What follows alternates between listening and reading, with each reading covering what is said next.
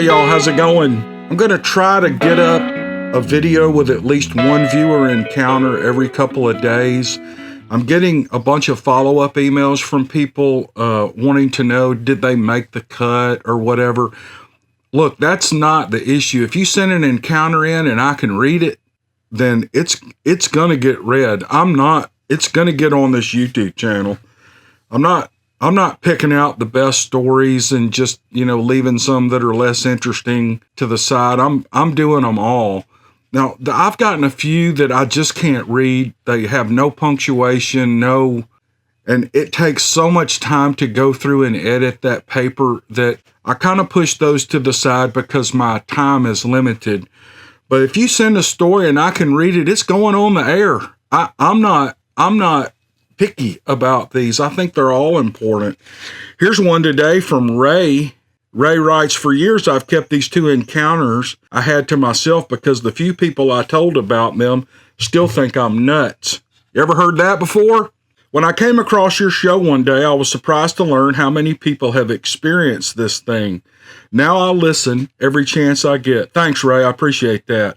Ray goes on to write, as with many of the other people who have submitted their stories, I will not give the real names of the people or places, but I assure you these two incidents are absolutely true. The first happened outside of a small town in South Georgia in 1974. I was 10 years old and my family lived in South Carolina at the time. My father was a soldier stationed at Fort Jackson near Columbia. My mother is from Georgia, and so we went to visit relatives there frequently. This particular time, we were visiting my aunt and uncle who owned a fairly good-sized farm in South Georgia. Their house sat along a dirt road about 4 or 5 miles from the 2-lane blacktop road that ran through the county. My uncle had a huge field that went from the house and stretched nearly a mile or so along the dirt road. At the end of the field, the ground took a steep drop to the road. It was only about 7 to 10 feet, and all along that slope were blackberry bushes. My cousins had a couple of dirt bikes, so I was always excited to visit them. We would ride those little motorcycles all over the place.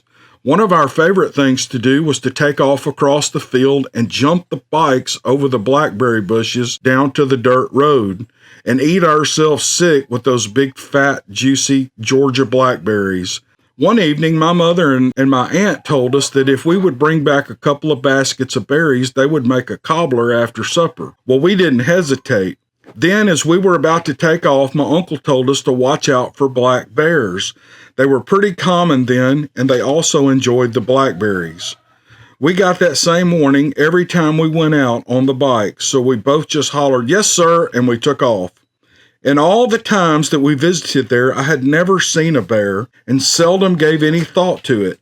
Today was different. My cousin and I had those bikes pushed to the limit in order to clear the bushes when we jumped. I fell into the bushes one time and was nearly torn to shreds by thorns as I stumbled through them. It took days to recover from that spill. When we were maybe a couple of 100 yards from the end of the field, my cousin suddenly locked up the brakes and skidded to a stop. As he was already a few yards ahead of me and I was able to slide to a stop next to him when I saw him hit the brakes. I asked him what was wrong and he pointed to the berry patch. There, at the end of the field, with its rear end towards us, was a black bear. Apparently, it was standing on top of the slope eating berries from the top of the bushes. I was a little scared and excited at the same time. I had never seen a real bear outside of a zoo. I asked my cousin, what do we do now? And he said that bears would run off if we made a bunch of noise. So we revved the bikes up and took off, yelling and whistling and acting like a couple of crazy people. We got pretty close and this bear didn't run off. In fact, it seemed to ignore us completely. We stopped the bikes and my cousin got off and threw a rock at it. He was pretty accurate and hit that bear dead in the center of its back.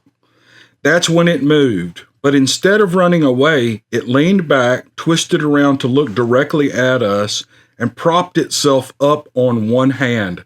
Not a paw, on a hand. What we thought was the rear end of a black bear was actually this thing's back. It had been sitting down on the edge of the slope, leaning into and picking the berries. This thing was something neither of us had ever seen or ever heard. It had a face that was almost human, but it looked like what we would call a caveman back then. My cousin jumped back on his bike and let out. I tried to follow him, but I was not very experienced on a dirt bike.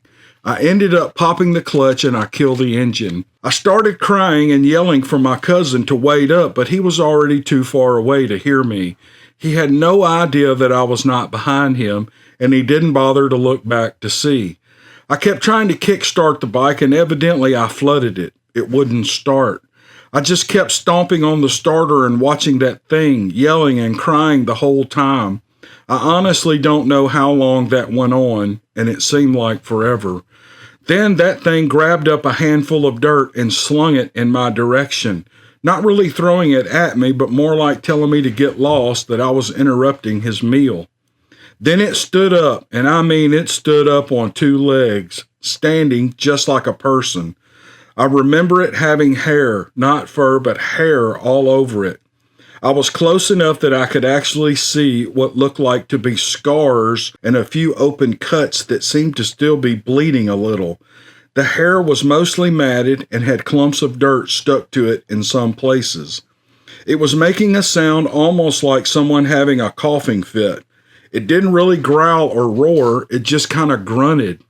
I was terrified and just kept crying to the point of almost screaming now. This thing was enormous. It was literally a giant. Keep in mind that I was 10 years old and had no sense of how to judge height or weight.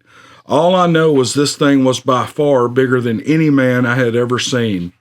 My uncle was 6'3", and this thing would have made him look like a child. That thing took a step toward me and kind of kicked the ground, kicking up dust and dirt in my direction, and stomped its foot a few times. I screamed. I let out a war whoop that even scared me more. I was sure that thing was going to tear me apart, and there was nothing I could do about it. Me and that thing just stared at each other for what seemed like several minutes. Then it simply turned around and walked off.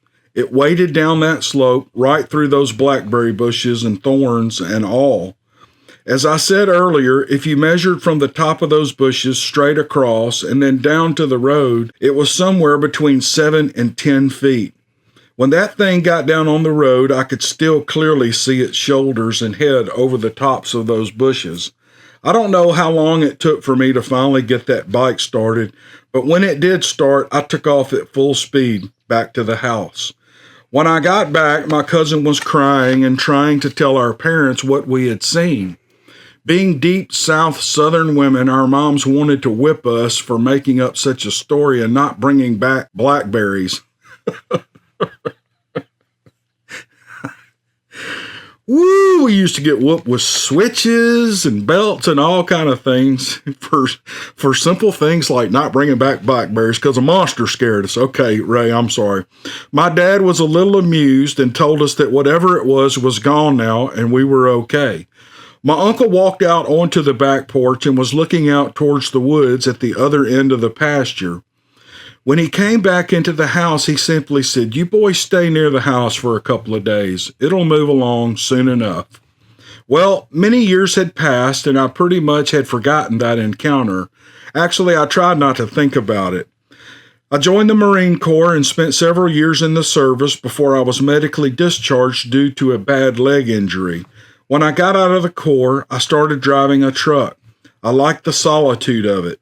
I was now 32 years old and was taking a load of grass seed from Oregon to Los Angeles. It was early evening and the weather was absolutely perfect. It was cool and breezy. I had some time on this run, so I decided to pull off on a wide spot on the side of the road to spend the night instead of stopping at some noisy, smelly truck stop. I made myself something to eat and then put a movie in the VCR and kicked back to relax. After I ate, I cleaned up and crawled under the covers. I turned the truck off and opened the vent windows over the bunk to allow some air in. It was quiet and peaceful. All I could hear was the breeze, and I soon dozed off. I don't know how long I had been sleeping when something hit the side of my truck and literally shook the whole truck. I thought some knucklehead driver was trying to park in the same place and it hit me. As I sat up in my bunk, I realized that it was quiet and I didn't hear another truck. I had my curtains pulled close around the windshield and side windows so I couldn't see outside, but I definitely would have heard another truck out there. I sat for a minute or two just trying to hear anything. It was dead quiet. Then the truck was hit again and I heard a growling sound. Again, I was a little scared and excited because I had heard there were grizzlies in this part of the country.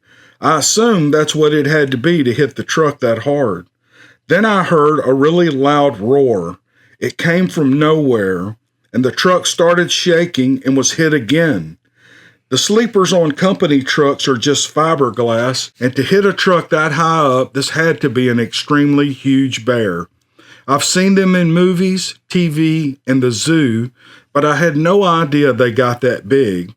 A bear that size could easily tear open the side of the truck like peeling a banana. I sat perfectly still. I was afraid that if it heard something moving inside, it would try to get in the truck. I thought it must have smelled the food I made earlier and wanted some. I decided I would try to ease up and close the vent windows, hoping that it might help. I could actually hear the footsteps on the gravel outside the truck, and then it hit the truck again, this time on the other side, but I could still hear the one on the side of the truck that I was sitting on.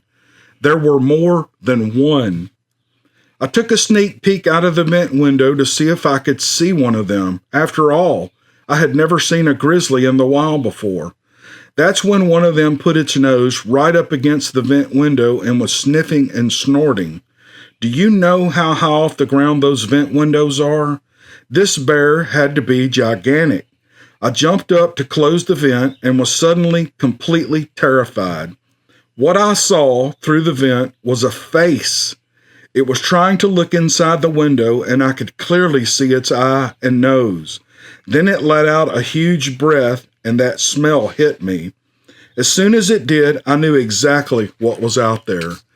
It's weird because I never remembered any smells from the encounter when I was a kid in Georgia, but as soon as that smell hit me, that whole memory came back instantly. At that point, I didn't care anymore. I hopped into the driver's seat and fired up the truck. When I did, those things started really screaming and pounding the crap out of my truck. I started grabbing gears. I didn't even take the time to get dressed. I was still in my drawers and t-shirt when I pulled out of that spot. Once the truck was moving, I slid the curtain open on the driver's side and just got out of there. I kept going until I got down out of the hills to a nice, safe, noisy, smelly truck stop. After a few minutes of sitting there and shaking, I finally put some clothes on and got out of the truck to see if there was any damage. Fortunately, there was no damage, but the hair on my neck stood up when I actually saw how high those handprints were, and they were huge. I never really saw them other than just that quick peek out of the vent window, but I know for a fact they were there. I don't care to ever encounter one of those things again. I'm in my 50s now, and I still won't go out into the woods anywhere without an extremely large caliber rifle or handgun. Those were the two encounters I had in my lifetime. I'm not going to try to convince anyone that they exist, but I know they do. I'm not a believer. Believer is based on faith and hearsay. I have experienced these things. I saw them. I heard them. I was once close enough to one it could have bent down and picked me up. They are real live animals. Thank you for taking the time to read this, and I hope it meets the criteria to be on your show. I'm not afraid to share it now that I know there are so many others who have actually witnessed the things that I have too. Ray, you are a good writer, and you conveyed these stories really well. Heck, I'm sitting here reading it, and the back of my neck is tingling. Looking out a vent window and seeing a face looking at you 10 feet off the ground, unreal. And then back when you were a boy, flooding out that engine and trying to kickstart that thing, and that monster's sitting there right beside you, slinging dirt. Yeah, the vision I had was like one of these movies where a grizzly bear will reach over and sling dirt out in front of him to let you know that he's coming. I don't know if that was an aggressive posture or not, and the thing finally decided to move off, but Anyway, these are great encounters. And Ray, thank you very much for sending them in. All right, I'm going to wind up on this one and hopefully look for another video in a couple of days. Thank you all so much. See you on the next one.